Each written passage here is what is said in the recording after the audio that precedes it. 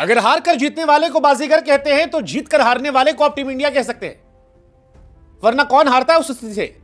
मतलब जीता जिताया मैच इंडिया ने मानो अंग्रेजों के पास जाकर गिफ्ट कर दिया। 10 कैचेस ड्रॉप। आपके दोनों प्राइम बॉलर जो सबसे ज्यादा एक्सपीरियंस हैं वो दूसरी पारी में एक विकेट नहीं निकाल पाते, और जो विकेट निकालते हैं वो ऐसा लगता है कि वनडे मैच खेले थे। कोई 6.5 इकॉनमी से पिट रहा था, कोई 5.5 इकॉनमी से। जायसवाल साहब मानो गेंद पकड़ना भूल गए हैं, और शुभमन गिल, उनकी कैप्टेंसी अब गंभीर सवालों में है। सवाल वैसे टीम इंडिया के सिलेक्शन को लेकर भी है, सवाल टीम इंडिया की परफॉर्मेंस को लेकर भी है, सवाल इंडिया की बैटिंग को लेकर भी है, और अब सवाल उठेंगे इसलिए क्योंकि जीता जिताया मैच, बना बनाया मैच आपने गिफ्ट कर दिया। सवाल यह भी उठेगा कि इंडिया हारी कहां पर। 430 पर 3 से 471 पर ऑल आउट होकर पहली पारी में, दूसरी में 333 पर 4 से 364 पर ऑल आउट होकर, या फिर जब गेंदबाजी करने आई तो वो ड्रॉप कैचेस, नो बॉल और मैच खत्म। क्योंकि पहली पारी में भी अगर हैरी ब्रूक 0 पर जो आउट हुए थे, अगर वो नो बॉल ना होती तो शायद इंग्लैंड का स्कोर 465 नहीं होता। अगर वो कैचेस ड्रॉप नहीं होते तो शायद इंग्लैंड 300 तक सिमट जाती। लेकिन इंडिया ने पहली पारी की गलतियों को दूसरी पारी में भी दोहराया, और जायसवाल दांत निकालकर मुस्कुराते रहे, डांस करते रहे, और टीम इंडिया अपने हार को देखती रही। 373 पर 5 छक्का मारकर बेसबॉल स्टाइल में जेमी स्मिथ ने मैच खत्म किया। तो इंडिया के लिए आत्ममंथन का विषय था, क्योंकि यह ऐतिहासिक मैच था। यह पहली बार था जब इंडिया के 5 बल्लेबाज शतक लगा रहे थे। यह पहली बार होता कि एक नई टीम, नया कप्तान, नए जोश, नए तेवर, नए कलेवर के साथ पहुंची थी, और वो लीड्स में जीत दर्ज कर सकती थी। दूसरी पारी में 370 से ऊपर विरले बनते हैं। आप उंगलियों पर गिन सकते हैं कितनी बार बना है। इंग्लैंड के इतिहास में भी 1-2 एग्जांपल, एक बार शायद 2019 से बेन स्टोक्स से बनाया था।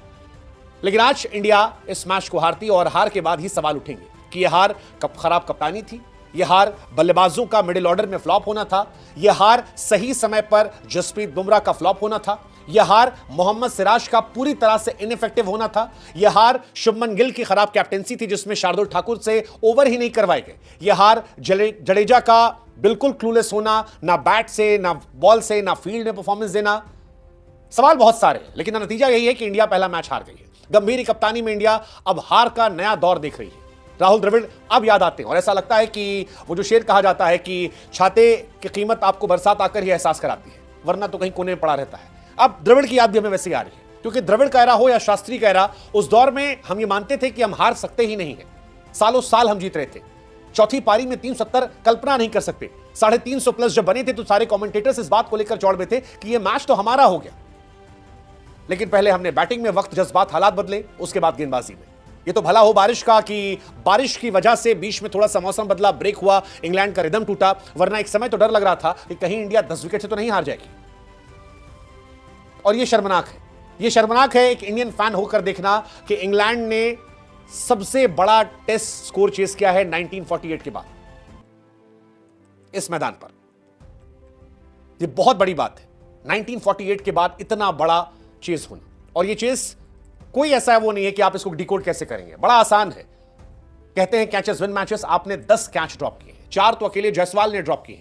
ऐसा लग रहा था गेंद नहीं तरबूज पकड़ रहे हो। एक नो बॉल जिसका खामियाजा हैरी ब्रूक के 99 थे। बार बार मौके जा रहे थे। जायसवाल ने ओली पोप पर कैच ड्रॉप किया, ओली पोप ने शतक लगा दिया। जायसवाल ने बेन डकेट कैच दोनों इनिंग में ड्रॉप किया, एक में अर्धशतक लगाया और एक में बड़ा शतक लगाया और तेज तर्रार शतक लगाया। जायसवाल ने जितना बनाया नहीं उससे कहीं ज्यादा खामियाजा फील्डिंग से चुका दिया। मतलब वो केएल राहुल की क्लास, ऋषभ पंत की शानदार बल्लेबाजी, वो सारी चीजें इसलिए खराब हो गई क्योंकि जायसवाल साहब कैच पर कैच ड्रॉप कर रहे थे। इंग्लैंड की क्रिकेट की अगर आप हिस्ट्री में देखेंगे सबसे बड़े चेजेस, तो इससे पहले 378 चेस किया था उन्होंने 2022 में, और इस बार ये 373। और शुभमन गिल पर भी सवाल होंगे। शुभमन गिल जितना एग्रेशन स्लिप से दिखा रहे थे, अगर उसका आधा भी अपनी कैप्टेंसी में बुद्धि लगाते तो शायद चीजें इतनी गड़बड़ नहीं होती। 6 रिव्यू लेते हैं और 6 के 6 खराब रिव्यूज होते हैं। पहले मैच की पहली पारी में केवल शार्दुल ठाकुर से 6 ओवर करवाते हैं, जबकि दुनिया इस बात को जानती है कि शार्दुल ठाकुर एक विकेट टेकिंग बॉलर है। आप जडेजा से 24 ओवर करा रहे हैं, ये जानते हुए कि इंग्लैंड के स्पिन गेंदबाज जो है विकेट नहीं निकाल पा रहे थे। जडेजा को आप पार्ट टाइम यूज करते वहां पर जहां पर आपके तेज गेंदबाज थक रहे होते, लेकिन आपने वहां उन्हें प्रीमियम बॉलर के तौर पर इस्तेमाल किया। शार्दुल ठाकुर जिन्हें आप प्रीमियम बॉलर लेकर गए थे, उनका आपने इस्तेमाल ही नहीं किया। प्रसिद्ध कृष्णा पिटते ही जा रहे थे, और सिराज क्या ही कहा जाए। डीएसपी सिराज किस तरह से खेल रहे हैं समझ से परे। अगर आप इंडिया के प्रीमियम बॉलर होकर विकेटलेस जा रहे हैं तो यह सोचने वाली बात है। चलिए, बुमराह पर आप इतने सवाल नहीं करेंगे, बुमराह ने आपको बहुत सारे मैचेस जिताए, बट सिराज इनइफेक्टिव हो रहे हैं और यह इंडिया के लिए परेशानी की बात है। टीम इंडिया दुनिया की पहली टीम बन गई है जिसने 5 टेस्ट सेंचुरीज लगाने के बावजूद मैच हार गई। जायसवाल के 101, राहुल के 131, गिल का 147, ऋषभ पंत के 134, 118, उसके बाद हम हारे। और गंभीर एरा में आप हारने के आदी बन चुके हैं। अगर आप आखिरी के 9 टेस्ट मैच देखेंगे तो आप हारे हैं, फिर हारे हैं, फिर एक मैच आप जीते थे जिसमें बुमराह कप्तान बने थे पर्थ में, उसका फिर हारे हैं, फिर एक ड्रॉ हुआ, फिर हारे। पहली बार ऐसा हुआ कि गंभीर साहब के आने के बाद वर्ल्ड टेस्ट चैंपियनशिप के फाइनल में हम नहीं गए। न्यूजीलैंड ने जो कुछ हमारे साथ किया था वो हम अभी भी उसके सदमे में हैं। आपने सारे एक्सपेरिमेंट करवा लिया, आपने अश्विन को टीम से निकलवा दिया, आपने विराट को निकलवा दिया, आपने रोहित को निकलवा दिया, चलिए अच्छी बात है, लेकिन फिर कहानी वही कि लड़े तो जीते नाम सरदार का, हारे तो भी सवाल सरदार पर ही। अगर क्रेडिट गंभीर का तो सवाल किस पर? शुभमन की पहली सीरीज है, बॉर्डर गवास्कर हम बुरी तरह हारे थे, हम फाइनल नहीं खेल पाए। उससे पहले जैसा भी था हम फाइनल खेलते थे। यह शर्मनाक है और यह दुखद है और इसके सवाल पूछे जाएंगे कि किस पर यह इल्जाम डाला जाए, कौन है टीम इंडिया में जो बोझ के तौर पर है।